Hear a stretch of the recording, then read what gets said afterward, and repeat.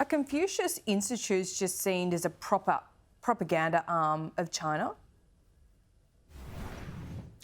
I think our universities need to think very carefully themselves, independent of whatever the Foreign Minister may decide to do with Confucius Institutes, about whether it really is consistent with their own values as open, free society-based academic institutions to have a foreign authoritarian government funding an institute on their campus. Now, the Chinese government, of course, says that the only purpose of the Confucius Institutes is to promote understanding and to teach Chinese language. I'm sceptical about those claims. I think they play another role.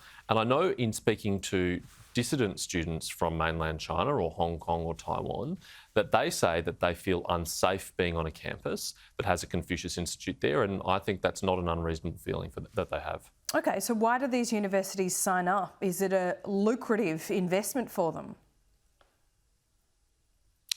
In and of itself, I don't think the Confucius Institute agreements are particularly lucrative for universities. There is funding that comes direct from the Chinese government for it, but in the scheme of a large institution that has $1 billion of revenue, it's not a huge amount of money.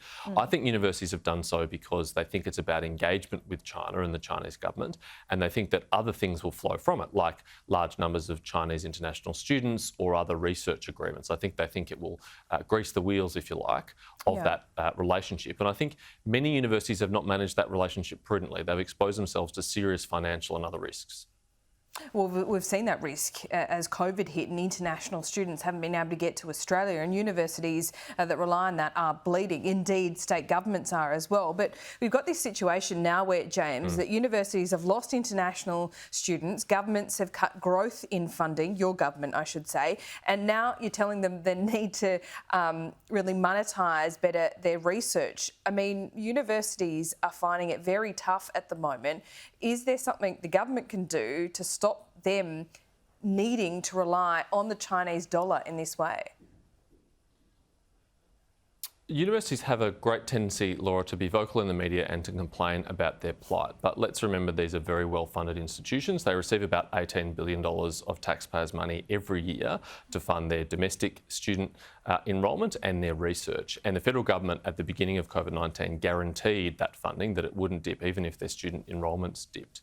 The university said at the time they really needed to access JobKeeper, and they made a lot of complaints about that. We've since learned over the last few months that many of these universities have posted surpluses, and some of them very significant surpluses, which demonstrate actually the hit that they said that would come to their revenue and their finances did not come this financial year. But just now, I to don't pull you doubt up that on in that, future years there will be an Paterson, impact on international students. The future year thing is the issue, because while students are enrolled here, if they can't get here, you know, their programs and their courses might go for the next 2 or 3 years, but then universities warn it will fall off a cliff, and that's a real problem, isn't it? And it's a reality. Look, I partly agree with you, Laura, and I do acknowledge that, but that wasn't what universities were saying in February or March or April last year. They were saying that they urgently needed JobKeeper, and I think their claims have been exposed a bit there. I think they are the boy that cried wolf in relation to JobKeeper, and I think we should take all their future claims with a degree of scepticism, because what we discovered is many international students did make it in time for semester 1 last year, and many others have decided to continue to study online, and the government has facilitated that by not penalising them for their visa requirements, for example. So universities are in nowhere near as dire a situation as they claim they have been, and they have choices to make. They have choices about whether or not they pay their vice-chancellors multi-million-dollar salaries, whether they spend big on sponsoring sporting teams and taking out ads at bus stops. They have choices about whether they go on the building spree that many of them have gone on in recent years. And some universities have managed these risks better than others. They have more diversified international student markets, but some of them have gone all in on the Chinese international student market in particular, to the exclusion of all others. And they were warned about that. There were many independent research reports that said that was a risky thing to do, and lo and behold, it has been. OK, well, let's look at the Belt and Road Initiative more broadly. Do you expect China to react angrily to this? We've seen a war of words. What form do you expect a backlash to come in? Well, we don't know, Laura. The Chinese embassy and the Chinese government Ministry of Foreign Affairs spokesperson has warned that there will be further retaliatory action against Australia for taking this move. If that is the case, that would be very disappointing, because it is a sovereign matter for Australia to decide how we engage with the world. And I think it's an entirely reasonable proposition that the federal government should be the starting point, the entry point for anyone who wants to do business with Australia. We welcome international engagement, but we just don't want people going around behind our backs to state governments, local councils or universities without without consulting Canberra, as they should. So the fact that China is the only country which has objected to this policy, even though it applies to every other country in the world, says something about the way in which they view their relationship with Australia. Well, It is possible that further trade strikes will... Sorry? No, continue, please. Yeah, it's possible, Laura, that further trade strikes will come. We have seen that in the past, and I am concerned on behalf of those industries that have not yet been targeted that they might be targeted. One thing they can take some encouragement from, though, is that the Chinese government's tactics have been spectacularly unsuccessful. Almost all the product categories singled out for tariffs, with the exception of wine, have found other markets relatively quickly and relatively easily. And that's very encouraging for Australians because it shows that we can diversify our exports and that our products are in high demand around the world. Yeah.